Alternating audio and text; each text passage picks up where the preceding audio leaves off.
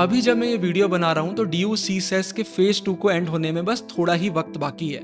लेकिन इसके बाद भी ये वीडियो मैं सिर्फ इसलिए बना रहा हूँ क्योंकि जब मैंने व्हाट्सएप टेलीग्राम चेक किया तो बहुत सारे बच्चे हैं जो अभी भी बड़ी बड़ी गलतियां कर रहे हैं प्रेफरेंस शीट रिलेटेड। तो आज की वीडियो में 5 ऐसी गलतियां मैं आपको बताऊंगा जो आपको भूल कर भी नहीं करना है, और एंड में एक ऐसा सोल्यूशन भी प्रोवाइड करूंगा जिसके बाद तो गलतियां हो ही नहीं सकती। सीधा इस वीडियो को चालू करते हैं। सबसे पहले पहली मिस्टेक की बात करते हैं कि आपको प्रेफरेंस शीट का कॉन्सेप्ट ही क्लियर नहीं है। मान के चलिए एक बच्चे ने 900 स्कोर करा, एक बच्चे ने 600 स्कोर करा। आपको ये लगता है कि 600 वाला बच्चा अगर कोई नीचे वाले कॉलेज के किसी कोर्स को टॉप में डाल देगा तो वो उसे मिल जाएगा, लेकिन ज्यादा मार्क्स वाले को नहीं मिलेगा। ऐसा नहीं होता है। प्रेफरेंस शीट कभी भी ऐसे नहीं बनाई जाती है। प्रेफरेंस शीट हमेशा ऐसे बनाई जाती है कि आपने फुल स्कोर करा है।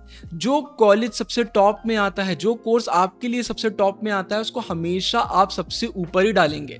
क्योंकि जब एडमिशन का प्रोसेस होता है ना, तो वो कैसे होता है, जिस बच्चे ने सबसे ज्यादा मार्क्स स्कोर करे पहले उसको कॉलेज दिया जाता है, फिर दूसरे बच्चे को दिया जाता है, फिर तीसरे बच्चे को दिया जाता है। तो ज्यादा स्कोर करने वालों को पहले कॉलेजेस कोर्सेस मिलते हैं, उसके बाद कम वालों को मिलते हैं।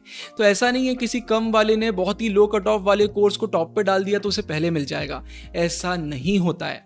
तो मैं क्या बोलना चाह रहा हूं, लिस्ट ऐसी ही बनाइए जैसे कि आपने टॉप किया है, उसको भरिए, जो आपको चाहिए वो डालिए। ये गलती मत करिए कि स्कोर कम है तो नीचे नीचे के ऊपर डाल दिए, उसे कोई अंतर नहीं आने वाला है।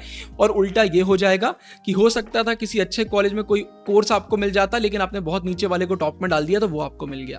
तो ये गलती मत करिए। दूसरी सबसे बड़ी मिस्टेक बहुत सारे बच्चे कर रहे हैं कि भाई प्रेफरेंसेस ही नहीं भर रहे हैं। 10 प्रेफरेंसेस, 20, 30, 40, 50। अरे ऐसी गलती मत करिए।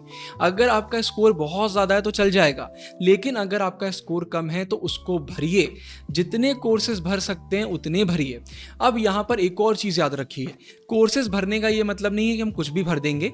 हम वो कोर्सेज डालेंगे जो हमें करना है, लेकिन जो हमें करना है वही अगर कम है तो नीचे थोड़ा सा सेक्रीफाइस करके और कोर्सेज डालिए। देखिए, एडमिशन लेना ना लेना आपकी मर्जी है। अगर कोई ऐसा कोर्स आपको नीचे का मिल जाता है जो आपको नहीं चाहिए तो आप बाद में विड्रॉ कर सकते हैं, लेकिन अभी से अपने ऑप्शंस कम मत करिए। ये गलती बिल्कुल भी नहीं करना है। तीसरी मिस्टेक, बहुत सारे बच्चे कॉलेज पगलू हैं। कॉलेज पगलू से मेरा मतलब क्या है कि भाई मुझे तो इसी कॉलेज में जाना है और उसके लिए मुझे कोई भी कोर्स मिल जाए। तो वो क्या करते हैं भाई, जैसे हिंदू कॉलेज सेलेक्ट किया तो हिंदू के जितने भी कोर्सेस है वो सारे कोर्सेज डाल देंगे। इसके बाद फिर दूसरा जो कॉलेज चाहिए उसके सारे कोर्सेज डाल देंगे। यहाँ पे दो बहुत बड़ी प्रॉब्लम है। प्रॉब्लम नंबर 1, अगर आप एक ही कॉलेज के सारे कोर्सेज डाल देंगे तो ऑब्वियसली इसमें कोई ना कोई ऐसा कोर्स आएगा जिसका कट ऑफ बहुत कम है। तो इसके नीचे फिर आप कितने भी कॉलेजेस डाल दीजिए, कोई सेंस ही नहीं बनता है, वो आपको मिल जाएगा। तो ये गलती नहीं करना है। और दूसरी गलती क्या है, अभी तो आपको लग रहा है कि बस कुछ भी करके मुझे हिंदू मिल जाए, LSR मिल जाए, मिरांडा मिल जाए, लेकिन अगर आप घटिया कोर्स लेके जाएंगे ना, मैं आपको पेपर में लिख के दे सकता हूं, 1 साल बाद आप रिग्रेट करेंगे कि ये गलती मुझे नहीं करना चाहिए था। सिर्फ कॉलेज के लिए कोई भी कोर्स नहीं ले लेंगे, हम वो कोर्स लेंगे जो हमें जेन्युइन इंटरेस्ट है जिनमें, या फिर जो हम पढ़ सकते हैं। अब ये मत बोलना कि यार मुझे तो हिंदी संस्कृत का कॉम्बो मिल रहा है मैं ले लेता हूं, भले ही मुझसे संस्कृत नहीं बनती। ये गलती मत करिए। इतना कॉलेज पगलू भी हमें नहीं बनना है। इसके बाद फिर 4th नंबर पे गलती निकल कर आती है खुद को झूठा दिलासा देना। जैसे कुछ बच्चे मुझे मैसेज करते हैं, भैया मेरा स्कोर कम है लेकिन ये बहुत घटिया कोर्स मुझे मिल रहा है और मैं आपको बता देती हूँ भैया मैं बहुत जान से पढ़ूंगी, दिल लगाऊंगी, मुझे प्लीज ये कोर्स डालने दीजिए। ये एक्सक्यूजेस मत दीजिए, बिल्कुल लॉजिकल रहिए, इमोशन को साइड करिए।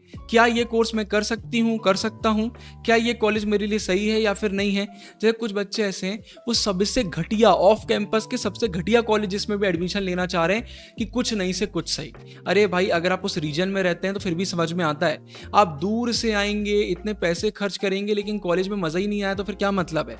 तो खुद को झूठा दिलासा मत दीजिए, रियलिटी को एक्सेप्ट करिए। गुरु भैया जैसा बनिए, बिल्कुल लॉजिकल कि ये मार्क्स हैं, ये मिल रहा है, ये मिल सकता है, लेकिन ये चाहिए नहीं है। तो थोड़ा प्रैक्टिकल अप्रोच के साथ लिस्ट बनाइए। और आखिरी सबसे बड़ी मिस्टेक, होप खो देना। भैया हम तो फेज 2 भर ही नहीं रहे, हमारा तो 500 स्कोर आया है, इसमें क्या ही मिलेगा। अरे भाई, अभी से हार मत मानिए, ज्यादा से ज्यादा प्रेफरेंसेस भरिए। हो सकता है आपको कोई ना कोई कोर्स मिल जाए, कट ऑफ ऊपर नीचे होता रहता है। तो अभी से होप हटाने की जरूरत नहीं है। प्लीज होप को जिंदा रखिए, प्रेफरेंस शीट जरूर से भरिए। अब आखिरी में मैं एक सोल्यूशन प्रोवाइड कर देता हूं जिससे कोई मिस्टेक ही नहीं होगी।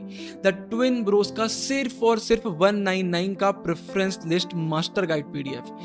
टॉप टू बॉटम, कौन सा कॉलेज टॉप में आता है, कौन सा बीच में आता है, कौन सा बॉटम में आता है, पूरी रैंकिंग प्रोवाइड करी है अलग अलग कोर्सेज की। नॉर्थ में कितने कॉलेजेस आते हैं, साउथ में कितने आते हैं, ऑफ में कितने आते हैं, सब कुछ बताया है। इवनिंग कॉलेजेस कौन से हैं, विमेन ओनली कॉलेजेस कितने हैं।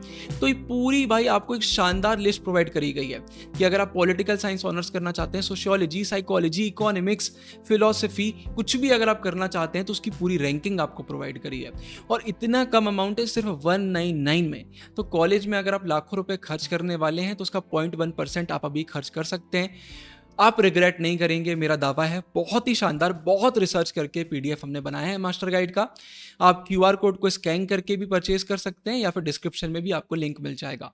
तो प्लीज ये गलती मत करिए और आगे बढ़िए। साइनिंग ऑफ, गुरु भैया।